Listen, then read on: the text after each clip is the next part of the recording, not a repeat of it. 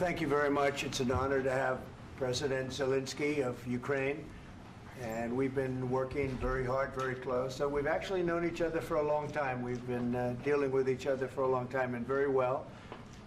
We had a little negotiation spat, but that worked out great, I think, for both countries, I think for the world, actually, beyond both countries. And we have something that is a very fair deal, and we look forward to getting in and digging and working and getting some of the rare earth.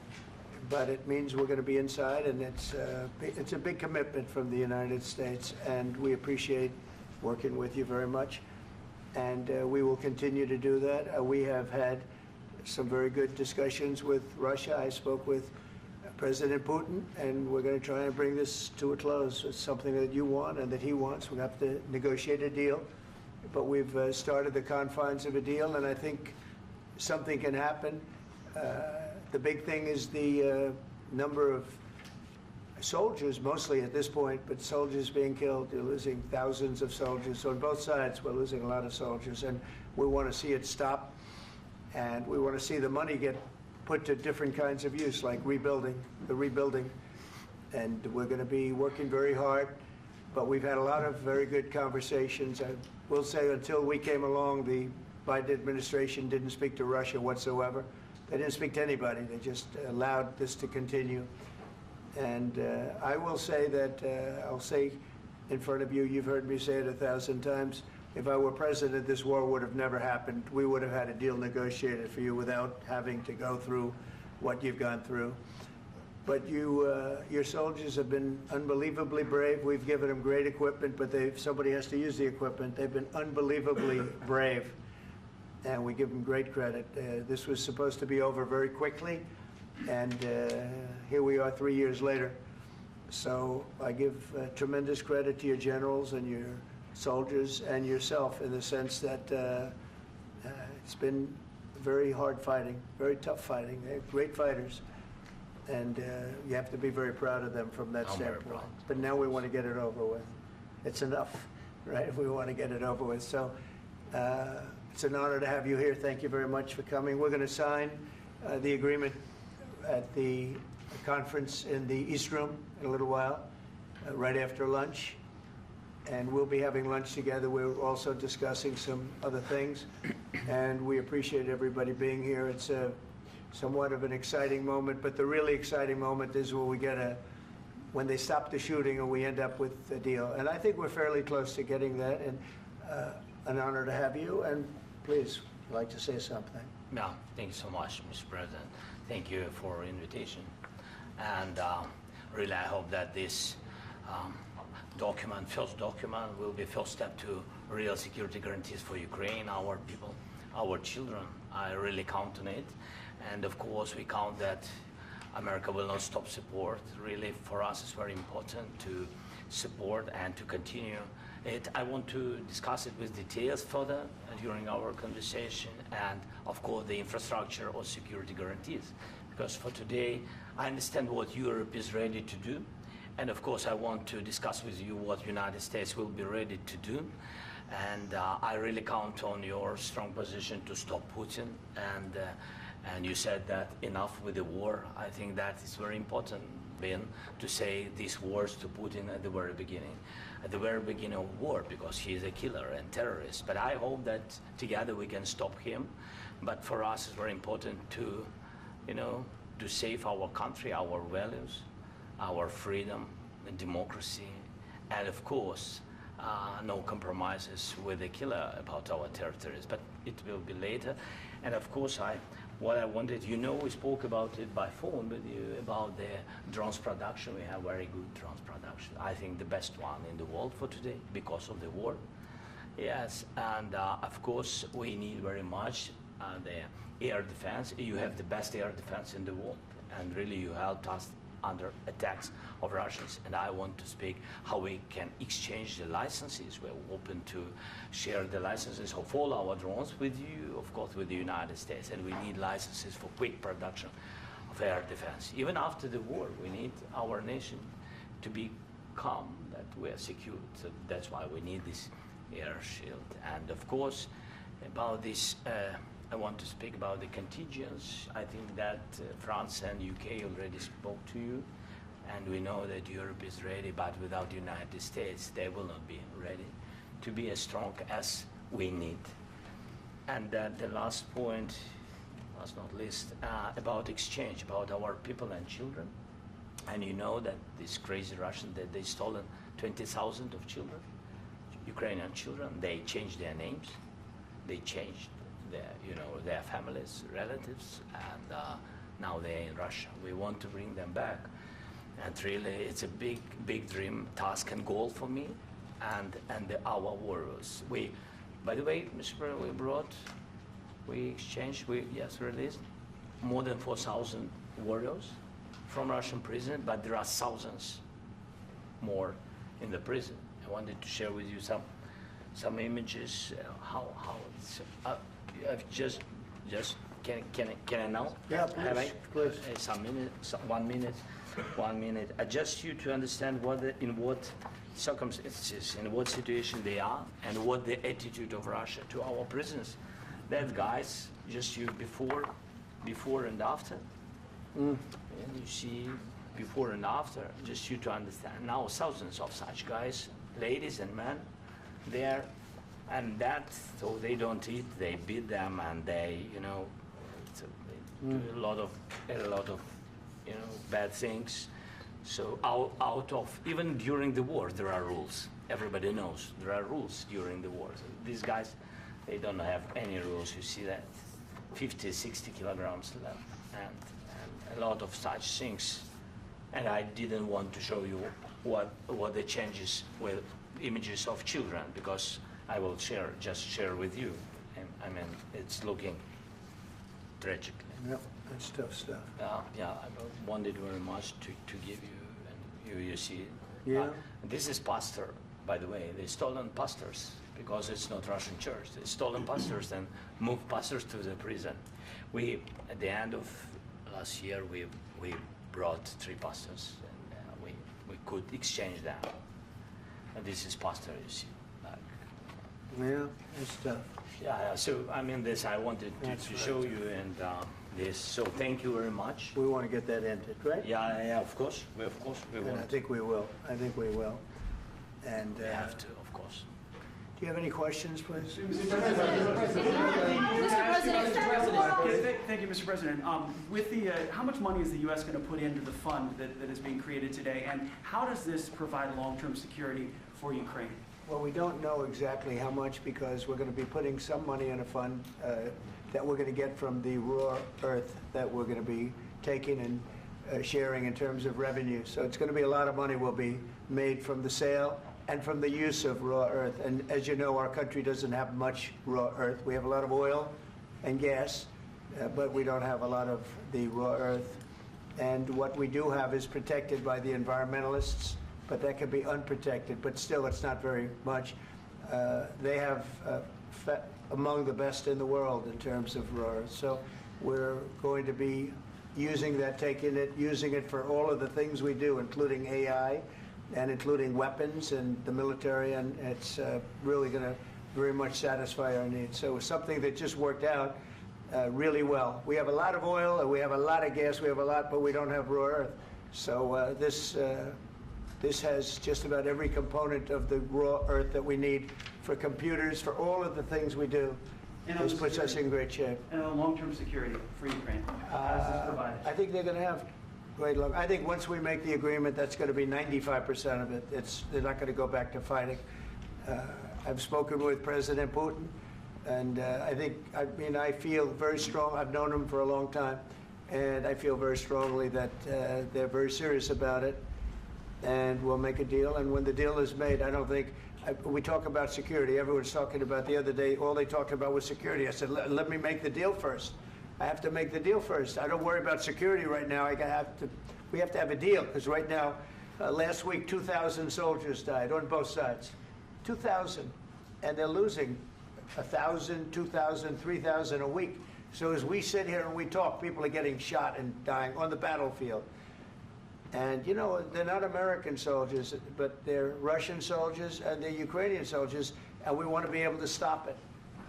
And we want to be able also to spend money on other things. We don't want to, this is a tremendous amount of money. And what the Biden administration did was terrible. They were giving money, but he had no security on the money. Europe, as you know, gave much less money, but they had security. It was in the form of a loan.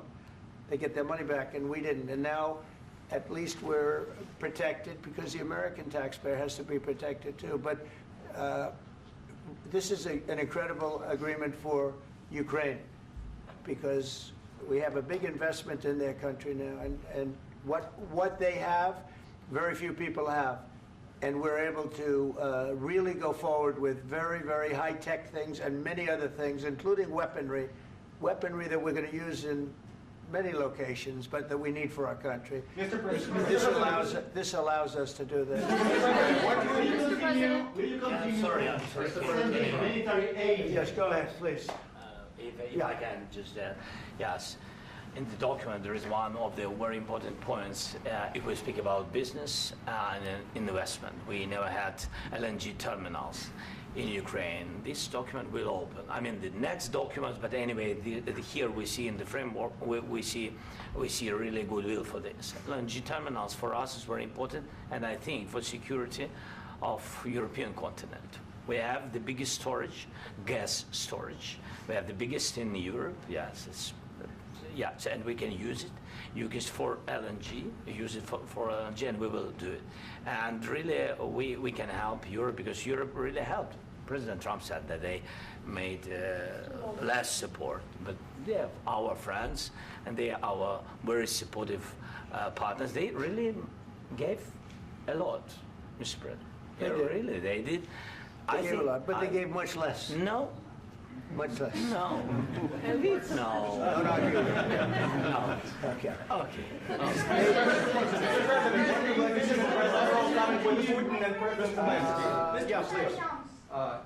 Mr. President Trump, you have repeatedly called the deal with Ukraine as a historical one. And as a President of the United States, you make historical decisions in other issues which affect America and other world.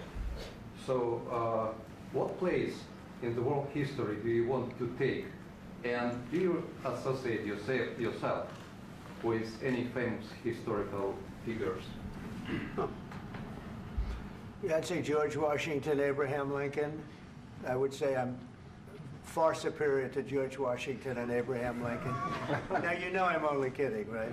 Because when I say that, the fake news is going to go wild. They're going to say he considers himself to be better than Washington. But you never know. You never know. I don't compare myself to anybody. I'm here to do a job. We've had a great 35 days or whatever it might be, a month, a little more than a month.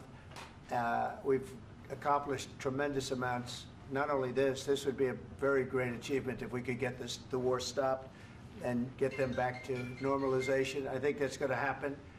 We've had very good talks on both sides, as you know. But I think we've done a very good job, just generally. If you look at all of the things we've done in 30 days, they're saying there's never been a opening for a president. The first month, there's never been a first month like we've had.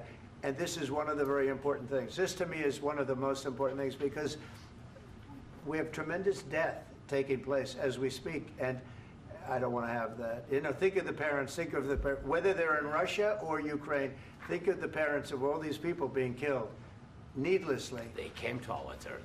Should have never started.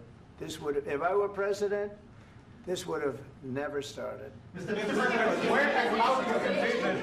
Mr. President, will you continue sending military aid to Ukraine after the U.S. signs this agreement with Ukraine? Yeah, we're And the going to be question continuing. to President Zelensky, do you feel like the U.S. is on your side, that President Trump is on your side at this moment?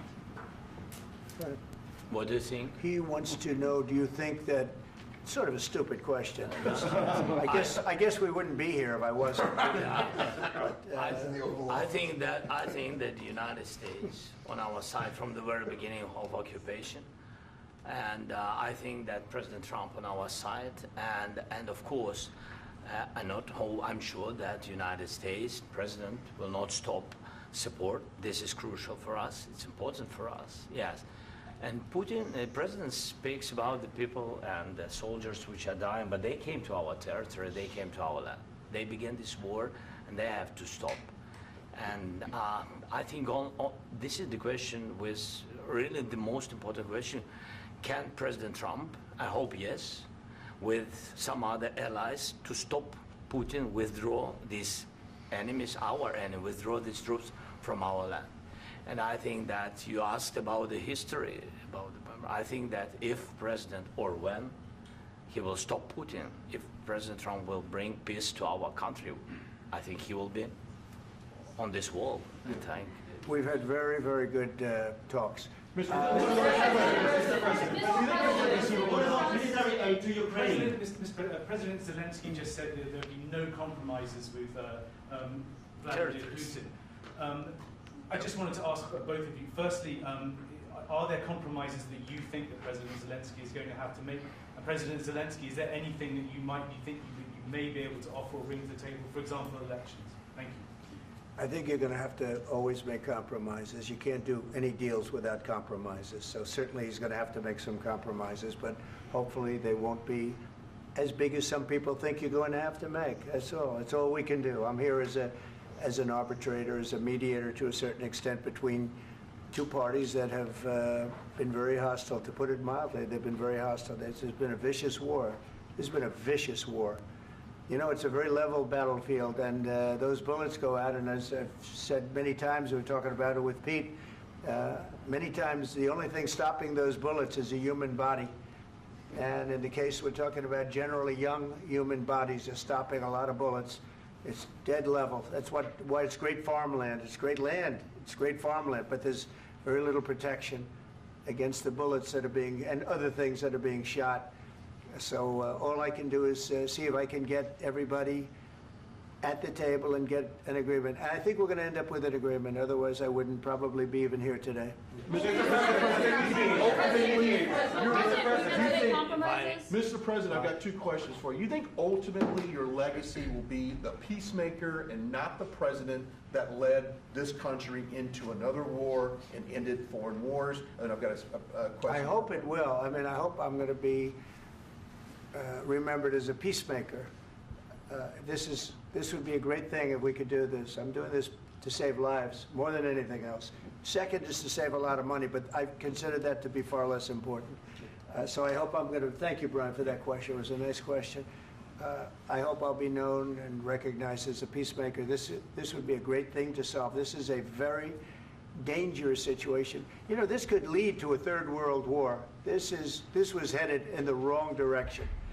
If this election were lost, if we didn't win this election, and we won it by a lot, that was a mandate. We won every swing state. We won the popular vote by millions and millions of votes. We won everything. The districts, you look at the areas of red, take a look at a map. This was a big mandate, and this was one of the things. I said, we're going to get this thing settled. If we didn't win, I think this could have very well ended up in a third world war, and that would not have been a good situation. What was your second question? And my second question for President Zelensky, why don't you wear a suit? You're at the highest, why don't you wear a suit? You're at the highest level in this country's office, and you refuse to wear a suit. Just want to see if do you own a suit? Yeah, problems. A lot of Americans have problems with you not Really? respecting the dignity of this office. I will wear a costume after this war will finish. Okay. Yes, maybe one. Maybe something like this? Something like Yes, yours. sir. Yes. That'd be great. Maybe something better. I don't know. We will see. Maybe something cheaper than. Yeah. Thank you. Thank you. President Thank you. Trump. Thank you, President Trump. You said yesterday that you have. Are you going to send more arms to Ukraine in case there's no peace? Yeah, we're going to have arms to Ukraine, yeah, sure.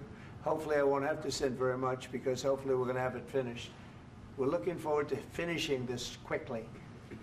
We're not looking forward to sending a lot of arms. We're looking forward to getting the war finished so we can do other things. But we very much appreciate the agreement, because we needed what they had, and we're treating, you know, our country is now treated fairly. Biden didn't do that. He didn't know what the hell he was doing. This should have never happened. This should have never started. But, you know, sure, the answer is yes, but hopefully we won't have to send much because I'm looking forward to getting it done quickly, very quickly. Does that mean you'll provide security guarantees, Mr. President? I don't want to talk about security yet because I want to get the deal done. You know, you fall into the same trap like everybody else. A million times you say it over and over. I want to get the deal done. Security is so easy. That's about 2% of the problem. I'm not worried about security. I'm worried about getting the deal done. The security is the easy part. Security is very nice. Everybody stopped shooting. And now will Europe put people there? I know France is going to. I know the UK is going to. I know other countries are going to, and they happen to be right next door. We haven't committed, but we could conceivably. You know, we have security in a different form. We'll have workers there digging, taking the raw earth so that we can create a lot of great product in this country. So in that sense, you have something, but we haven't determined that yet. I will say, in speaking to France and in speaking to, and they were here, as you know, last week and just the other day, they have committed to a lot of security. I don't think you're going to need much security. I think once this deal gets done, it's over. Russia's not going to want to go back, and nobody's going to want to go back. When this deal ends, I really believe this deal is going to be over. Question? Yeah, please go ahead. Go ahead. Thank you, Mr. President, thank you. You had Mr. Macron and Keir Starmer at the White House this past week, both of whom praised your courage and conviction to lead the pathway towards peace. Yes. Part of that involved, though, re-engaging Russia in diplomatic relations, something that previous leaders lacked the conviction to do so. What gave you the moral courage and conviction to step forward and lead that? Well, I love this guy. Who are you with? One American News, sir. Well, that's why I like him. One American News does a great job. I like the question. I think it's a very good question. It's a pathway to peace.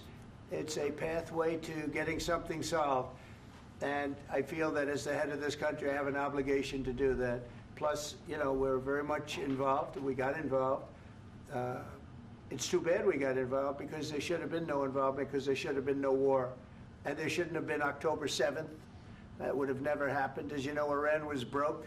They had no money to give to Hezbollah. They had no money to give to Hamas. They were stone cold broke. And then under Biden, they became rich as hell. They went from no money to $300 billion in a period of 4 years. And they gave a lot of that money away, and you see what happened. And that's a real mess also that we hope to be able to solve. But no, I appreciate your question very much. I feel I have an obligation to try and do something to stop the death. If I can answer, yes, if I can answer, Please, sorry, go ahead. please. And I do like your clothing, by the way. Yeah, really? Even though I think he's a Yeah, great guy, yeah. by the way. But I don't know if you two like each other. But you know what? I think No, he's dressed. I think he's dressed I like this beautifully. guy. I don't know I think him. he's dressed beautifully. So I have more serious things than answer on such Yeah, questions. sure, that's I will okay. answer on more serious That's a good questions if statement. I can. That's good. Yeah, so please, about security guarantees and about just ceasefire. We can't just speak about ceasefire and speak. It will not work. Just ceasefire will never work because I'm like the president. I have this experience, and not only me. Ukraine before my presidency, from the 2014, Putin broken 25 times. 25 times he broken his own signature. 25 times he broken ceasefire. But he never broke to me. He never broke to me. No, you were the president. You were the president during. He never broke to me. In 2016, you've been the president, Mr. President. You've been the president, but he had, of course, not with you, but he had during those period, he had conversations with our side. And we had Normandy format, you know, the France, Germany, Ukraine, and Russia. And he broken 25 times. That's why we will never accept just ceasefire. It will not work without security guarantees. Security guarantees, maybe President is right about this document and other, but this document is not enough. Strong army is enough because his soldiers afraid, Putin's soldiers afraid of our soldiers when we're strong enough. If we are not strong enough, if we are empty, if our storage is empty, we can't defend our land. Today, you know, he knows that we have all the world knows that we have meeting. Yes, why he's using ballistic? Putin today using ballistic on our hospitals, schools, and etc. Ballistic. So he knows that we are here and that President Trump is really have goodwill to stop this war. And you hear now the president. So why he's using? So he doesn't want to stop. He doesn't want. But I hope that we will do it. Really, we'll do it. Security. When we speak about security guarantees, when the Europeans are ready for contingents, they need USA backstop. If there will not be United States, we will not never have any contingents, strong contingents from the Europeans, because they don't want to divide alliance connection between the United States and the main and strongest ally and Europeans. And this is crucial. This is important. That's what we want to speak about very much. This is very important. And air defense. So air defense, really, we have big deficit with all these systems, and we need to provide this. We need it very much. Otherwise, Putin will never stop, and will go further and further. He doesn't want. He hates us. You know, it's not about me. He hates Ukrainians. He thinks that we are not a nation. He thinks, and he shared these thoughts. I think maybe with your team also. I don't know, but with all the Europeans, in media, officially and not, he always said that there is no such country, such nation, such language, and such life like Ukrainian. No, he really doesn't respect all the Ukrainians, and he wants to destroy us. And you are right, Mr. President. That's 2%. This document, maybe other documents, it's a very good start, very good, but it will not enough to stop this person. Should Russia pay to rebuild Ukraine? Mr. President, under these Should Russia pay to I asked rebuild Ukraine? They have to Zelensky pay. this question. This is the rule. This is the rule of the war. This is the rule of the war. During all the centuries, all the history, this is the rule of the war. Who began, those pay. Do you agree This with is the that? rule. Putin began this war. He has to pay all money for innovation. He has to pay. Of course, some Russian assets, what we have in Europe, about 300 billion, we can use them. We can use for innovation and buy military support from the United States also. We can do it, but it's not enough. It's not enough. President, under these circumstances, do you envision a trilateral summit with Putin and President Zelensky? Wait 1 second. I asked this question that you didn't like because I wanted to know if you want to position yourself in the middle between Russia and Yes. Ukraine, or on the Ukraine side. No, I'm in the middle. I want to solve this thing. I'm for both. I want to get it solved. And it's wonderful to speak badly about somebody else, but I want to get it solved. If we can solve it, great. If we can't solve it, they're going to have to fight it out, and who knows what's going to happen. But I want to see it get solved. May I follow up? One more question about U.S. troops in Europe. After Russian invasion of Ukraine, your predecessor sent additional troops to Eastern Europe, including Poland, my country. Yeah. Are you committed to keeping these troops on the eastern flank of NATO in the future? I'm very committed to Poland. I think Poland has really stepped up and done a great job for NATO. They, as you know, they paid more than they had to. They are one of the finest groups of people I've ever known. I'm very committed to Poland. What about Baltics? Poland's in a tough neighborhood, you know. What about the Baltics? The Baltics, they got a lot of, it's a tough neighborhood too, but we're committed. We're going to be very committed, and we're committed to NATO. But NATO has to step up, and the Europeans have to step up more than they have. And I want to see them equalize, because they are in for far less than we're in, and they should be at least equal. You understand that? Why is the United States, we have an ocean in between, why is the United States in for so much more money and other things as Europe? With that being said, and as you said, they've also been obviously very helpful, but we have put in far more than they have, and I think they should equalize. Mr. President, Mr. President, go ahead. Ask you about the agreement again today. What changed between the first time that Secretary Bessent gave President Zelensky the agreement and today for the signing? We made a deal. So What was the I'm just, deciding factor? I'm a business person. We made a deal. That's what changed. Along those minerals, I didn't think we were going to make a deal, and We ended up making the deal, so that changed. Mr. President, what and how do you envision a trilateral summit with President Zelensky and Putin? I don't know, under but these well, they circumstances? don't like each other, I can tell you that. Okay? They do not like each other. This is not a love match, and it's unfortunate. That's why you're in this situation. The United States should not have allowed this to happen, okay? The United States, run by a man that didn't know much, I'm going to be very nice, run by an incompetent person, very incompetent person, should never have allowed this to happen. I've stopped wars. I've stopped many wars. My people will tell you, I stopped wars that nobody ever heard about. I stopped wars before they ever started. You can look at some of, I could give you a lot of nations that would tell you right now they were probably going to war. I could tell you right now there's a nation thinking about going to war on something that nobody in this room has ever even heard about. Two smaller nations, but big, still big. And I think I've stopped it. But this should have never happened. Mr. President, Sorry, just a second.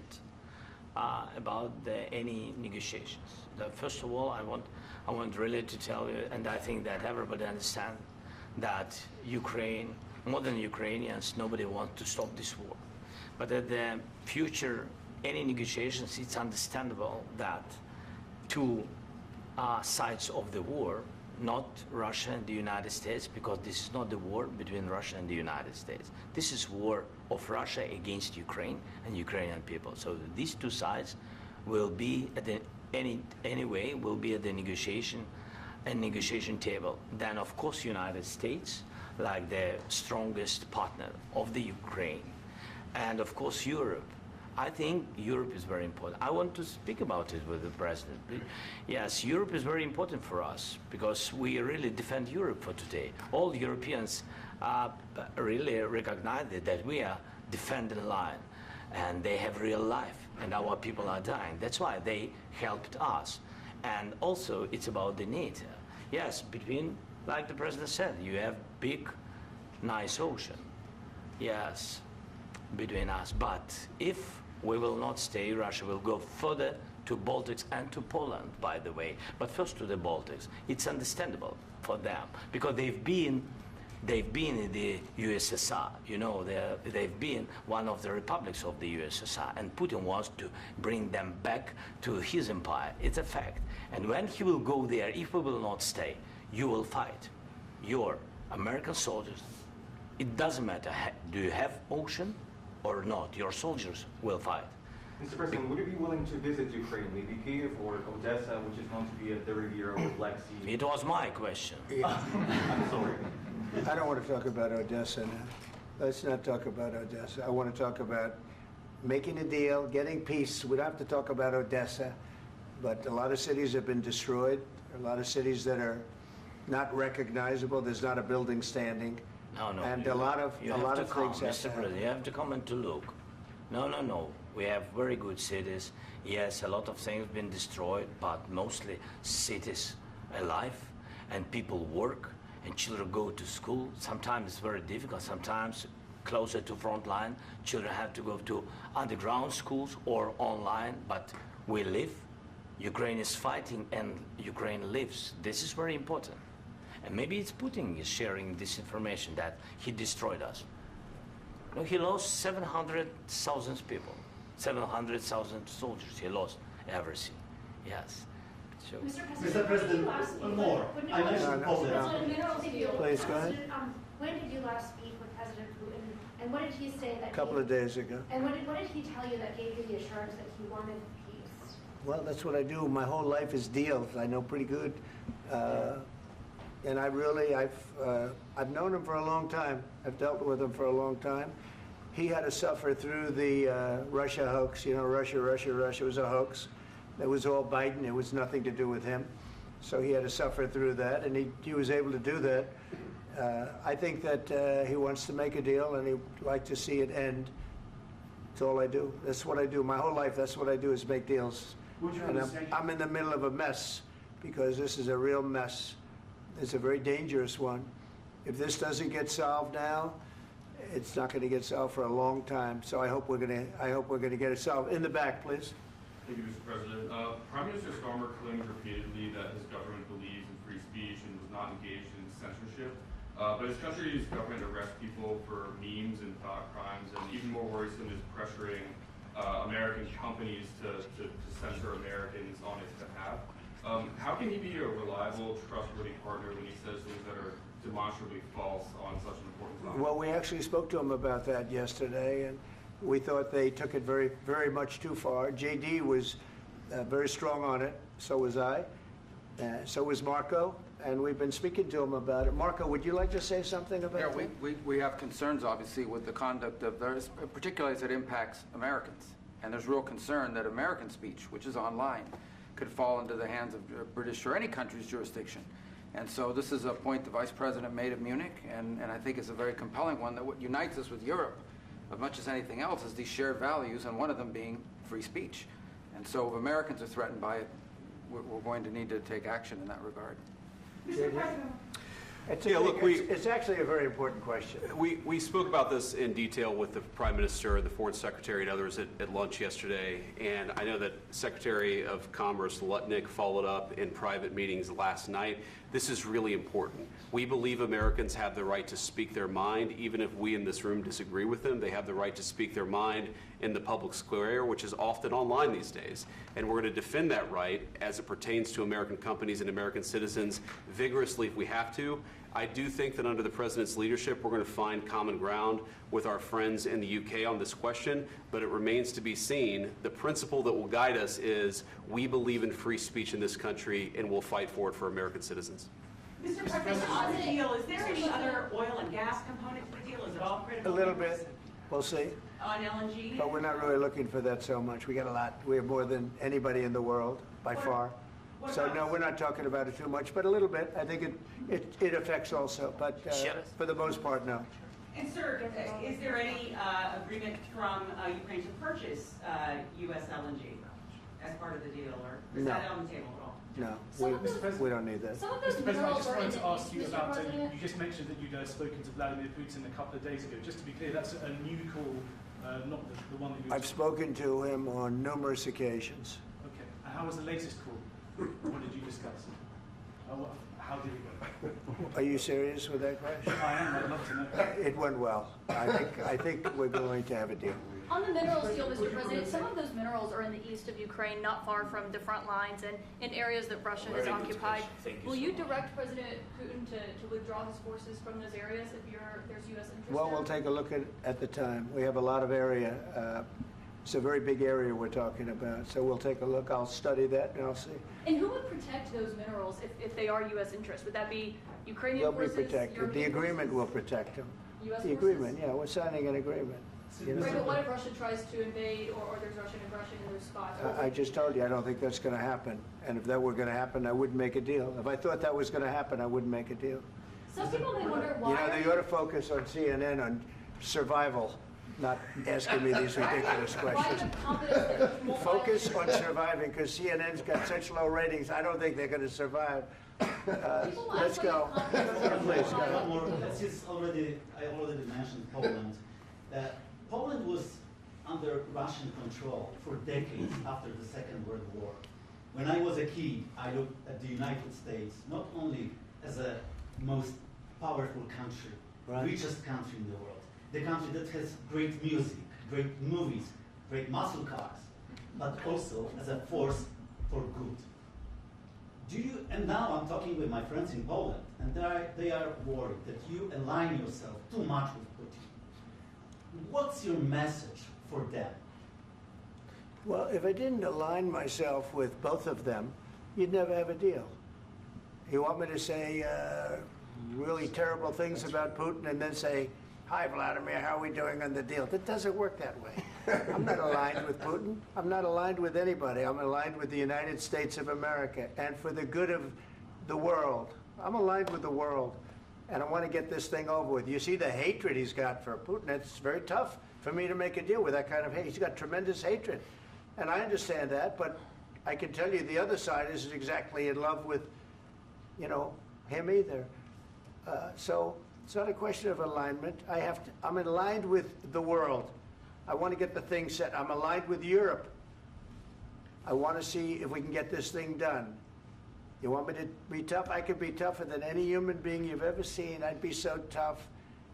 But you're never going to get a deal that way, so that's the way it goes. All right, one more question. Hey, I want to respond to this. So look, for 4 years in the United States of America, we had a president who stood up at press conferences and talked tough about Vladimir Putin, and then Putin invaded Ukraine and destroyed a significant chunk of the country.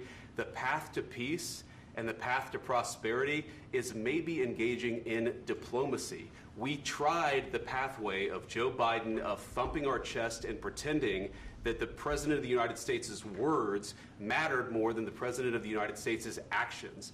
What makes America a good country is America engaging in diplomacy. That's what President Trump is doing. Can I ask you? Sure. Yeah? Yeah. Okay.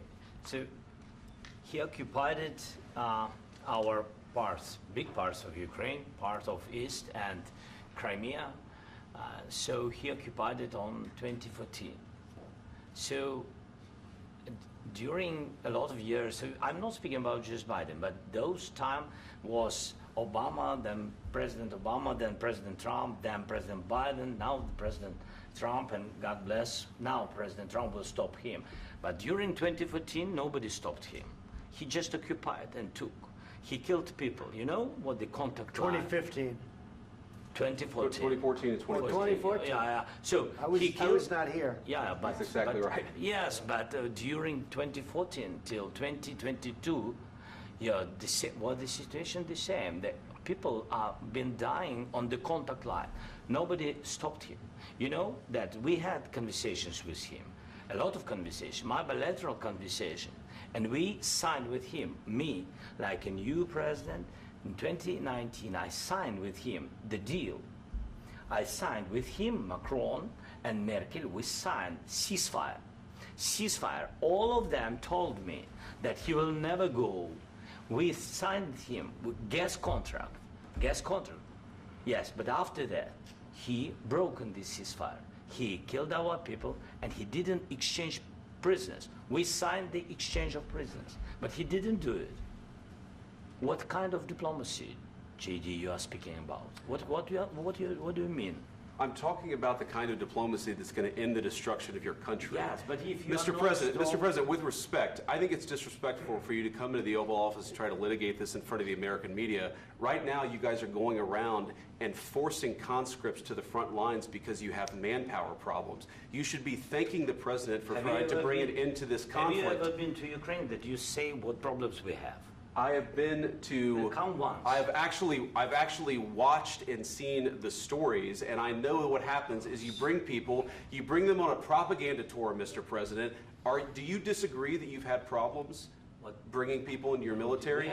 And do you think that it's respectful to come to the Oval Office of the United States of America and attack the administration that is trying to prevent the destruction of your country? A lot of questions. Let's start from the beginning. Sure. First of all, during the war, everybody has problems. Even you, but you have nice ocean and don't feel now, but you will feel it in the future. God bless. You don't know that. God bless. You don't God know bless. that. You will not have a war. Don't tell us what we're going to feel. We're trying to solve a problem. Don't tell us what we're going to feel. I'm not telling you. Because I'm you're in no answering on position this to question. dictate that. That's Remember exactly what this. you're doing. You're in no position to dictate what we're going to feel. We're going to feel very good. You will feel influence. We're going to feel very I'm good and telling very you, strong. You will feel influence. You're right now not in a very good position. You've allowed yourself to be in a very bad position, and he happens to be right about it. From the very beginning of the war. You're not in a good position. I You don't have the cards right now. With us, you start having I'm not cards. playing cards. Right now, you don't. I'm You're playing serious, cards. Mr. President. You're I'm playing very cards. serious. You're I'm gambling the with the president lives in of war. millions of people. You're you- gambling with World War III. what you're You're speaking gambling about? with What you're World speaking War about? III. And You- what you're doing is very disrespectful to the country, this country. That's with back all to you. respect to your Far country. more than a lot of people said very they respect. should have. Have you said thank you once? This A lot entire of meeting? times. No, in this Even entire meeting, today. have you said thank Even you? today. You went to Pennsylvania and campaigned for the opposition in October. Offer some words of appreciation for the United States what of you're speaking America about. and the president who's trying to save your country. Please, you think that if you will speak very loudly about the war, you He's can... not speaking loudly. He's not Yeah. speaking loudly. Your country's Can I- in big can I- trouble. can I Wait a answer? minute. No, Can you've I done a lot answer? of talking. Your country is in big trouble. I know. You're not I winning. know. You're not winning this. You have a damn good chance of coming out okay because of us. Mr. President, we are staying in our country, staying strong from the very beginning of the war. We've been alone, and we are thankful. I said thanks You haven't in been this alone. cabinet, You and haven't not been only alone. in this cabinet. We gave you, through I this said stupid president, $350 billion. You voted we gave for you your military president. equipment, You and you voted men for are your brave, president. but they had to use our military. What about West If people? you didn't have You our invited military me- equipment, you invited if me you to didn't speak- have our military equipment, this war would have been over in 2 weeks. In 3 okay? days, I heard it from Putin. In 3 days, this is something Maybe new. less. In 2 weeks, of course, yes. It's going to be a very hard thing to do business like this. I Again, tell you. just say thank you. I said a lot of accept times that thank there, you accept to that- American people. Accept that there are disagreements, and let's go litigate those disagreements rather than trying to fight it out in the American media when you're wrong. We know that you're wrong. But you see, I think it's good for the American people to see what's going on. I understand, sir. I think it's I very understand. important. That's why I kept this going so long. You have to be thankful. You I'm- don't have the I'm cards. thankful. You're buried there. Your people are dying. tell you You're again, running I low know. on soldiers. Don't- Listen, don't please, you're running Mr. low on President. soldiers. It would be a damn good thing. Mr. And then President. then you tell us, I don't want a ceasefire. I don't want a ceasefire. I want to go and I want this.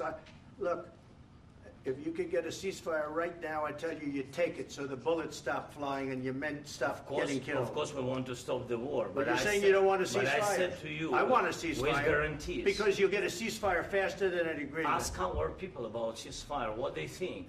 That wasn't it doesn't with matter me. for you what That what wasn't this with me. means. It That was wasn't with you. a guy named Biden who was not a smart person. This That is was your, with, this that was is with your Obama. president. It was your president. Excuse me. That was with Obama, who gave you sheets, and I gave you javelins. Yes. I gave you the javelins to take out all those tanks. Obama gave you sheets. In fact, the statement is Obama gave sheets and Trump gave javelins. You got to be more thankful, because let me tell you, you don't have the cards. With us, you have the cards. But without us, you don't have any cards. One more question to Mr. Vice President. I'm sorry. It's going to be a tough deal to make, Um, because the attitudes have to change. what if Russia breaks ceasefire? What if Russia breaks peace talks? What do you do then? I understand that it's a heated conversation right now. What are you but saying? what She's if asking, what if Russia breaks the ceasefire? What if anything? What if a bomb drops on your head right now? But they have Okay? broken What if they ceasefire broke it? many I don't know. They broke it with Biden because Biden, they didn't respect him. They didn't respect Obama. They respect me. Let me tell you, Putin went through a hell of a lot with me. He went through a phony witch hunt where they used him and Russia. Russia. You ever hear of that deal? That was a phony Hunter Biden, Joe Biden scam. Hillary Clinton, Shifty Adam Schiff. It was a Democrat scam. And he had to go through that. And he did go through it. We didn't end up in a war. And he went through it. He was accused of all that stuff. He had nothing to do with it. It came out of Hunter Biden's bathroom. It came out of Hunter Biden's bedroom. It was disgusting. And then they said, oh, the laptop from hell was made by Russia. The 51 agents. The whole thing was a scam. And he had to put up with that. He was being accused of all that stuff. All I can say is this. He might have broken deals with Obama and Bush, and he might have broken them with Biden. He did, maybe. Maybe he didn't. I don't know what happened. But he didn't break them with me. He wants to make a deal. I don't know if you can make a deal.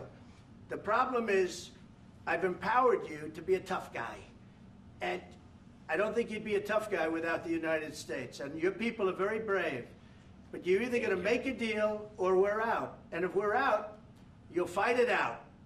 I don't think it's going to be pretty, but you'll fight it out.